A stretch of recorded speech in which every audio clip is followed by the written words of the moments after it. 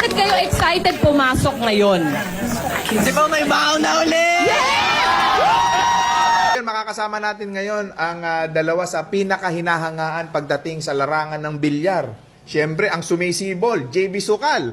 At ang living legend naman na si Efren Bata Reyes. Ayan. So, ngayon, nakaharap mo na ang ating champion. Anong masasabi mo? Wala. Ako ang sampal, kanya ang sa makapal sa makapal na muka.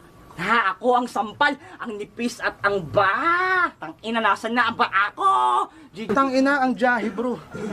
Kaya lang may nagre-react, sayang daw yung biniyahe mo.